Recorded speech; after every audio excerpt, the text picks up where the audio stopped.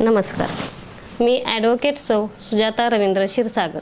प्रथमतः महाराष्ट्र संवाद न्यूजचे मला मंगळवेढ्याची नवदुर्गा या उपक्रमात माझी निवड केली त्याबद्दल मी त्यांचे आभार मानते. माझे पूर्वीचे नाव सुजाता चंद्रकांत ठोंबरे.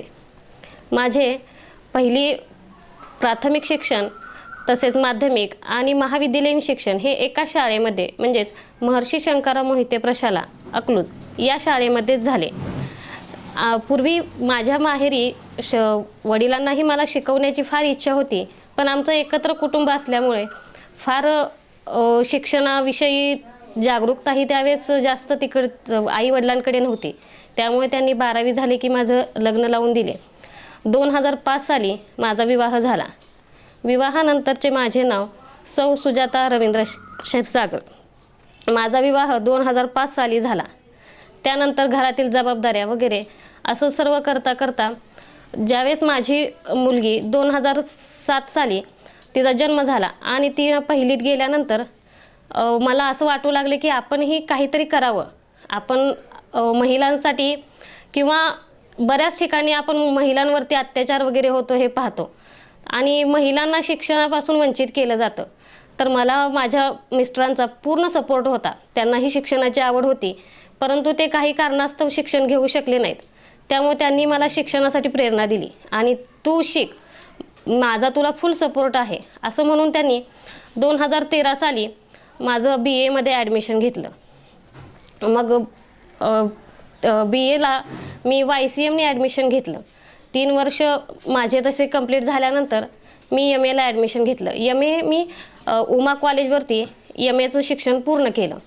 त्यानंतर 2017 साली पंढरपूर येथील कर्मवीर औदुंबर पाटील पंढरपूर या लॉ कॉलेजमध्ये LLB साठी ॲडमिशन घेतले.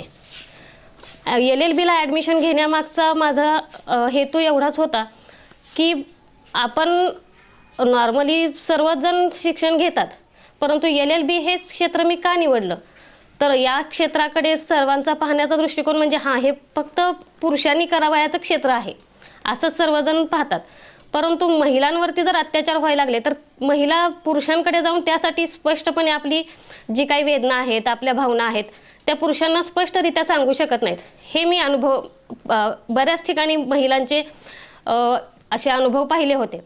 त्यामुळे मग मीच ठरवलं की आपण ह्या सर्वांना मदत तर केली पाहिजे आणि त्यांच्या ह्या ज्या वेदना आहेत त्या माझ्याजवळ पूर्ण कुठलीही आडपडदा न ठेवता माझ्याजवळ मोकळेपणाने सांगू शकतील. त्याच्यामुळे मी त्यांच्या ज्या काही भावना असतील, त्यांना जे होणारे त्रास आहेत त्याला वाचा फोडण्यासाठी LLB हे क्षेत्र निवडलं.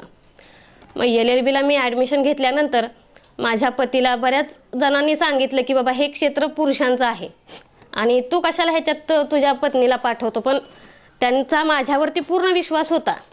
ते कधीही असं मला म्हटले नाहीत की कुणी जर तुला ह्या क्षेत्रात जाऊ नको म्हटलं तर तू तिकडं दुर्लक्ष कर, माझा विश्वास आहे तुझ्यावरती, तू कुणाच्याही इतरांच्या बोलण्याकडे लक्ष देऊ नकोस असं त्यांनी मला सांगितलं. आणि त्यांनीही कधी त्या व्यक्तींकडे लक्ष दिलं नाही, मला फुल सपोर्ट केला. त्याबरोबरच मुलांनीही मला फार सपोर्ट केला त्या बाबतीत. त्यांनी कधीही मी कॉलेज पूर्ण करीत असताना त्यांच्याकडे माझं दुर्लक्ष झालं तरीही त्यांनी ते सांभाळून घेतलं. त्यांनी कधी त्याविषयी माझ्याकडं तक्रारही केली नाही, उलट तेही मला मदतच करत होते. माझं 2017 ते 2019 मध्ये माझं LLBचं शिक्षण कंप्लीट झालं. त्यानंतर मी आपल्या मंगळवेढ्यातील प्रसिद्ध विधिज्ञ आहेत MS बडोदकर सर यांच्याकडं ज्युनियरशिप करायला गेले. त्यावेळेस त्यांनीही मला फार चांगल्या रीतीने समजावून सांगितलं की तुम्ही ह्या क्षेत्र निवडलं ह्याबद्दल तुमचं फारच कौतुक करण्यासारखं आहे, कारण की आपल्या मंगळवेढ्यात स्त्रिया ह्या वकिली करतात त्या फार काळ त्यांनी अविरतपणे असं तिथं काही प्रॅक्टिस केलेली नाही आहे. तर माझी तुमच्याकडून अशी अपेक्षा आहे की तुम्ही तिथं अविरतपणे प्रॅक्टिस करावी आणि मी तुम्हाला जे काही मदत लागेल त्यानुसार मी पूर्ण तुम्हाला मदत करेन असं त्यांनी मला दिलासा दिला आणि मी त्यांच्याकडे ज्युनियरशिप चालू केली. मी ज्यावेळेस मंगळवेढ्याच्या कोर्टामध्ये जायला लागले त्यावेळेस तिथं महिलांची संख्या ही फारच कमी होती. महिलांसाठी बसण्याची व्यवस्था ही अशी सेपरेट अशी काही नव्हती. परंतु नंतर हळूहळू माझं बघून इतर मुलीही ज्यावेळेस यायला लागल्या त्यावेळेस आम्हाला महिलांना बसण्यासाठी एक वेगळं असं रूम देण्यात आली आणि मंगळवेढ्याच्या पूर्ण इतिहासात आत्तापर्यंत कुठल्याही महिलेने मंगळवेढा बारच्या इलेक्शनमध्ये सहभाग घेतला नव्हता, तसं मी घेतला. आणि ज्यावेळेस मी सहभाग घेतला त्यावेळेस सर्व विधिज्ञांनी मला सहसचिव ह्या पदासाठी माझी निवड करून दिली. ही अशी मी मंगळवेढ्याच्या बारमध्ये आलेली पहिली सदस्य आहे की ह्या इलेक्शनमधून माझी निवड झाली. परंतु मी LLBचं शिक्षण करून तेवढ्यावरच थांबले नाही, तर माझं शिक्षण हे अविरत अजून चालू राहिलं पाहिजे. मला सतत वाचन काहीतरी करता आलं पाहिजे आणि त्याच्यातून नॉलेज घेता आलं पाहिजे. ह्यासाठी मी LLMला ही दयानंद लॉ कॉलेजला ॲडमिशन घेतलं आणि तिथेही मला 89% पडले. चांगल्या मार्क्सने मी त्याच्यातून पास झाले. त्यानंतरही मी LLMमध्ये पास झाले, एवढे छान मार्क्स पाडले. त्यामुळं पूर्ण बारने, माझ्या फॅमिलीने, माझ्या नातेवाईकांनीही माझं फार कौतुक केलं, माझा सन्मान केला आणि त्याबरोबरच बारमध्येही फार चर्चा झाली की महिला असूनही यांनी एवढ्यावरतीच थांबल्या नाहीत, तर त्यांनी अविरत शिक्षण घेत राहिल्या. मला फार शिक्षणाची आवड आहे आणि हे माझ्या पतीने हेरलं. त्यांनी माझ्यातले हे सुप्त गुण आहेत हे ओळखले आणि मला त्यासाठी वाव दिला की तू शिक, मी तुझ्या पाठीशी आहे, तुला कशाचीही कमतरता पडू देणार नाही किंवा घरातील कुठलाही प्रॉब्लेम आला तरी पण तू त्याच्याकडे लक्ष देऊ नको. घरातील प्रॉब्लेम काय असतील ते मी सांभाळतो, तू फक्त तुझं शिक्षण करिअर ह्याच्याकडे लक्ष दे. आणि त्यांच्या ह्या सर्व मला सपोर्टमुळेच मी आज एवढ्या मोठ्या क्षेत्रामध्ये माझं नाव कमावू शकले.